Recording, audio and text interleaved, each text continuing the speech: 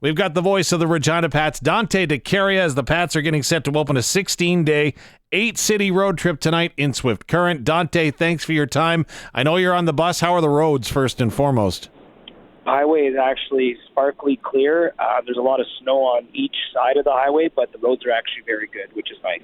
Absolutely. And, of course, you're going to see a lot of those roads coming up, starting out in Swift Current tonight. First, I know it was an emotional day for the organization as a whole when you trade your captain in Tanner Howe to the Calgary Hitmen. Can you tell me what the mood is like around the team right now?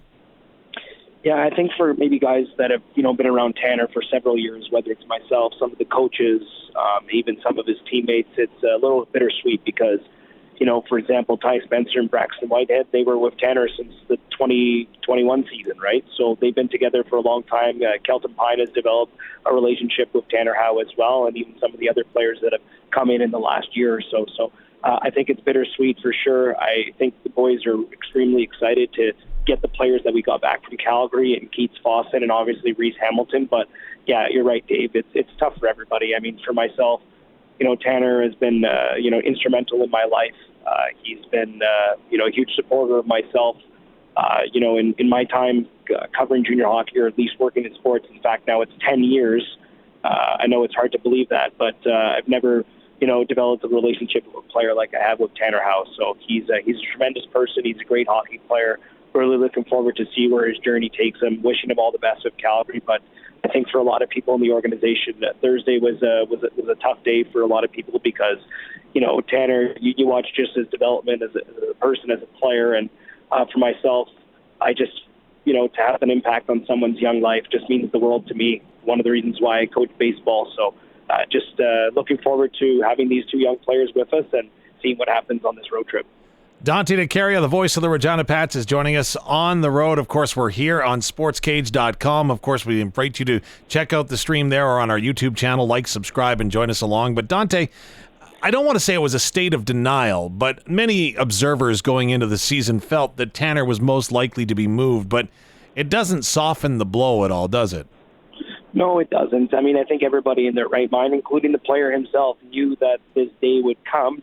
I don't think, including myself, that we thought it was going to come in November. But just from what Alan Miller said in his his interview with you and the rest of the media yesterday, made sense to make this move right now because when Tanner gets invited to Canada's World Junior Selection Camp and maybe makes the team, he's going to be away from the team for a month, and then you have to move him right after that. So really, the Pats wouldn't have an impact player in Tanner if he remained with the club for over a month. So at least they're able to get two players back that are going to be here for the next, for the rest of the season, to be quite honest with you. So I don't think he ever planned for, a player being traded up before January 10th. I think I had a feeling that he was going to get moved, whether he was before World Junior Selection Camp or after. So, yeah, I think everybody understood that the move had to happen. Like I said, in order to continue this rebuild and continue the process that Alan Miller has put in place, you have to make a difficult decision like this. And, I wish it would have worked out, both ways, where you win with the player and he moves on to a successful pro career. But unfortunately, this is just the cards that the team was dealt, and we just have to move forward. What's the feeling like on that bus or inside the locker room right now? In the fact that as a fan, as an observer, as a media person, sometimes we forget the humanity that is involved, right? Tanner Howe came to Regina as a young hockey player from Prince Albert, Saskatchewan, calls Regina home for the last couple of years, and now is on the move. But not only does he have to go ahead and adjust, so do the players that are on the bus because he's become like a part of the family, right? No, that's a really good point, Dave. And I just want to add to, Regina being his second home. It truly is his second home because he actually lives here in the off-season. He trains with Tristan Fry in Next Level Hockey and that program in Regina. All of his off-ice training is in Regina because Prince Albert, there's no ice in the off-season. So he would have to live in Saskatoon, but he's already built such a base in Regina. So he drives down to Regina for his summer, spends his weeks here in Regina and trains here in the Queen City. So this is really his second home. Like, for example, for myself, I would see Tanner actually quite a bit during the off season. He was coming out to my baseball practices and helping out with me and the kids and stuff like that. So I was around the kid quite a bit, and he's heavily involved in the community.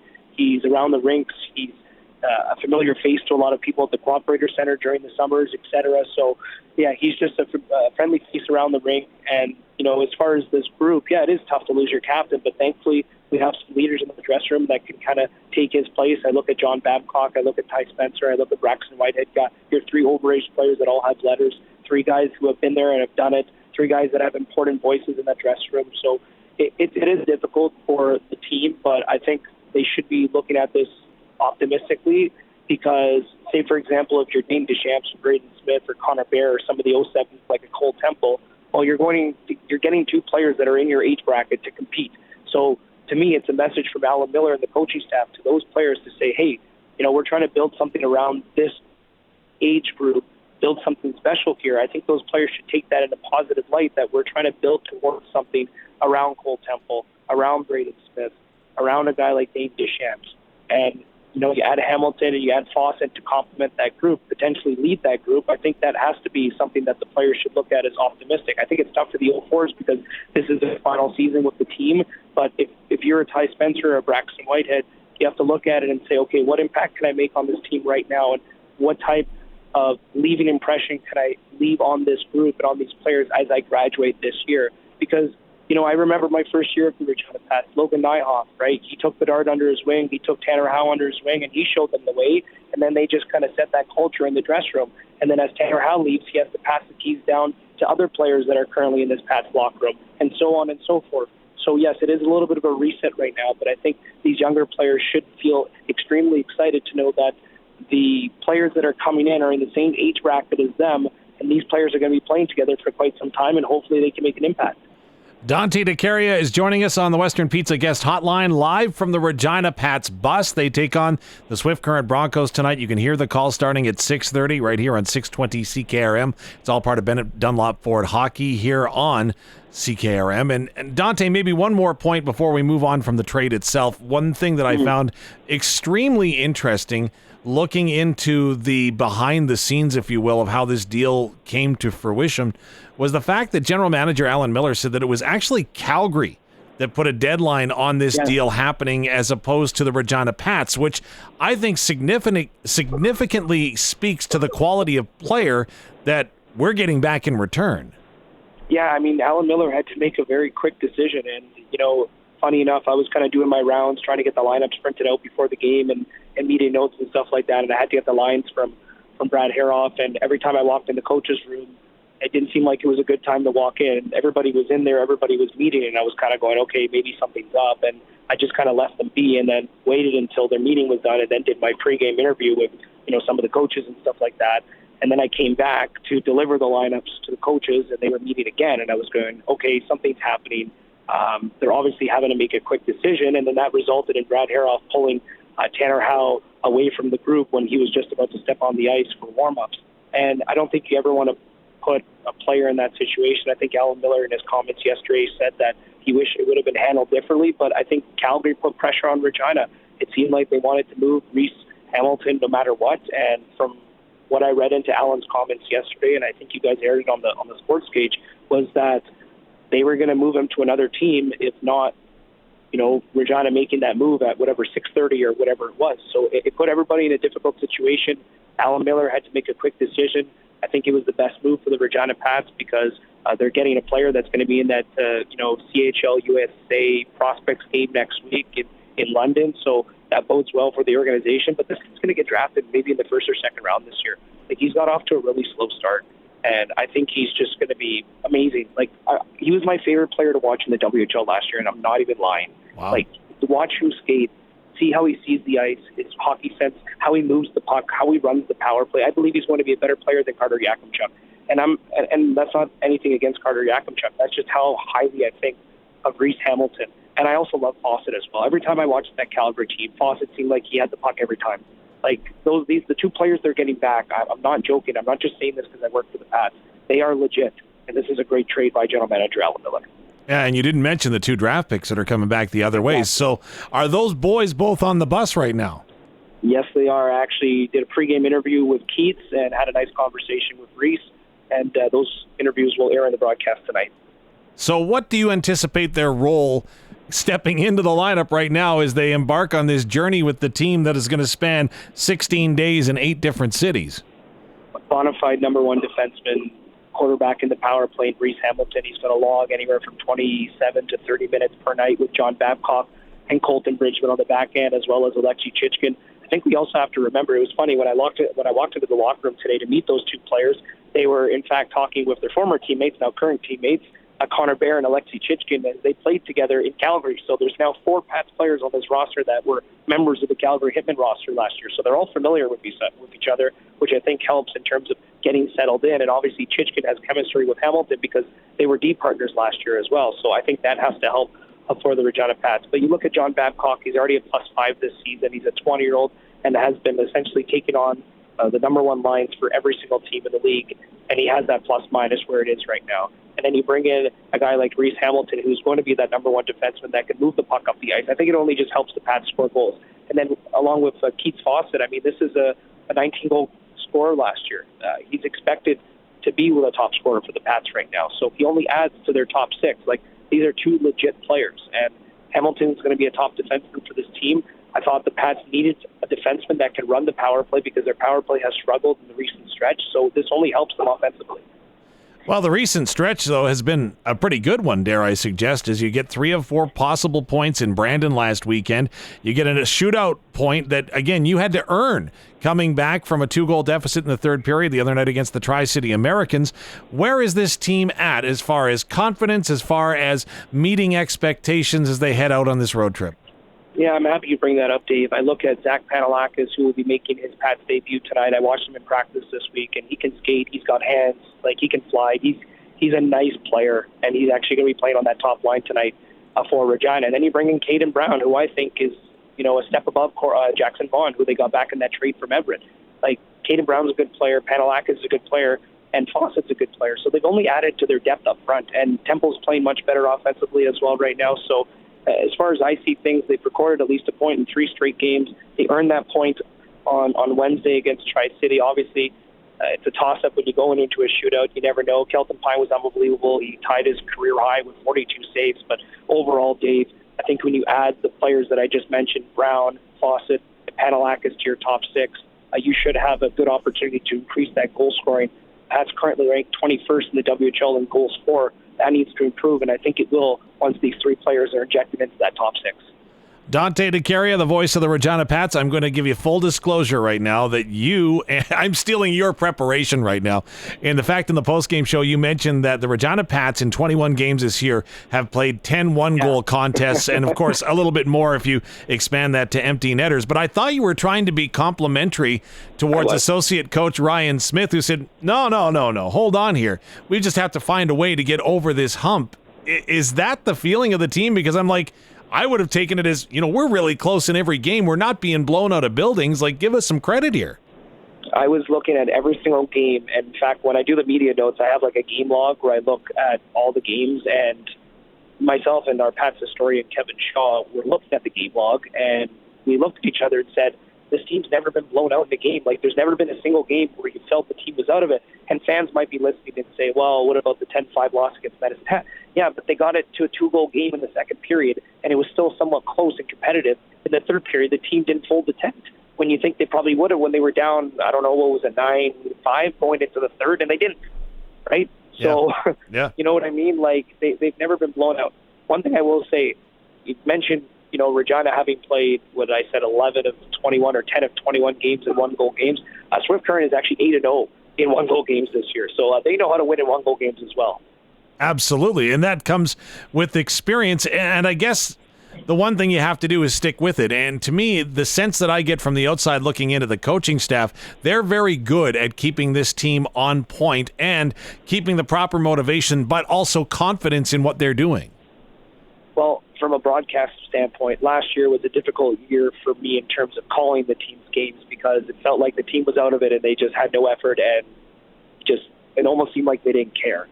This year, there's a lot of effort, there's a lot of compete, and the team does care no matter what. And to me, like, that's really all you can ask for. Like, I know that the team is not necessarily where they want to be in the standings, and I know from a coach's standpoint it's tough. But from my point of view, when I get on the air and call the game, I'm excited. I have a smile on my face. I can't wait to broadcast the game. And I never feel when I'm broadcasting that team is out of it because maybe they hit a post or they come close and they're down a goal. It makes things really exciting to broadcast. So from my point of view, Dave, it's actually been really exciting to broadcast this team's games this season because they're in it every single time versus last year you'd be down 4-0, 5-0, 6-0 going into the third. And you're like, oh, here we go again. You know what I mean? Or you feel that you're getting absolutely dominated in your own zone. I haven't really felt that's been the case so far this year. So every single broadcast, every time I come to the rink, I'm excited because, you look at, okay, well, we might be playing a top team in the league tonight. Well, at least I know the team's going to compete. The team's going to be within 1 or 2 goals, so maybe you can win. You know what I mean? Yep. All you're saying is there's a chance. And the chance comes in Swift Current tonight, then off to Prince Albert before heading out to what looks to be a very tough British Columbia division. What do you see out in BC? I see a lot of really good teams coming up. Like Kamloops, they've taken a really big step this year. They were one of the bottom-seeded teams in the entire WHL. Nathan Bain is absolutely legit. I mean, he's a 17-year-old star. And then you go to Kelowna, they've got Tisha Ginla, Andrew Crystal, Caden Price, 3 top NHL prospects. They're going to be tough to beat. Prince George, towards the end of the trip, one of the top teams in the WHL. Vancouver's got Connor Schmidt, who leads the entire WHL as a 17-year-old in goals. Victoria has Cole Reshney, who's a Saskatchewan kid. He's exceptional. Like, that whole BC division is very strong, and I know some teams have underperformed. I don't think Kelowna is where they want to be right now, but they're making some additions recently. Like, that whole BC division is really tough.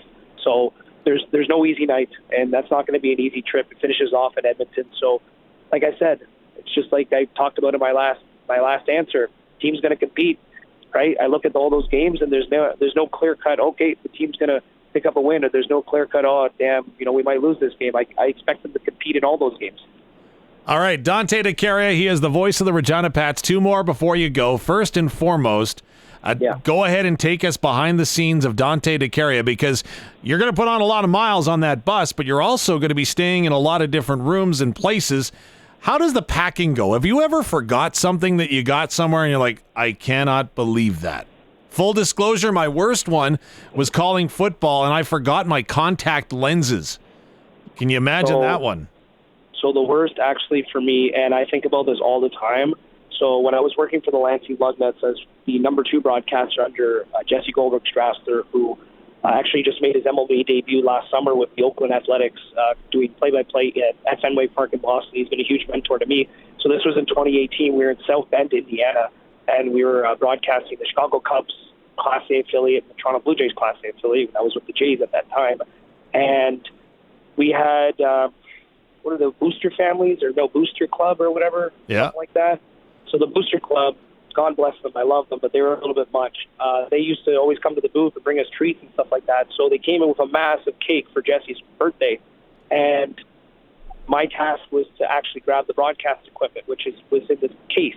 Well, instead of taking the broadcast equipment, I lugged this massive cake to the bus, left the equipment in South Bend, Indiana, and when we got back the next day to prepare for the broadcast, Jesse comes up to me and says, "Where's the equipment?" And I turn around and say, "I thought you had it." And he was just like, "No, I didn't have it." I said, "Well, I was busy grabbing the cake. You forgot the radio stuff in South Bend." So my host family at the time, Carol and Dale Walker, unbelievable people. I was living with them with 3 other players on the team, drove out to South Bend and got us the equipment about 5 minutes of broadcast. We set up and jumped on the air. It was absolutely incredible.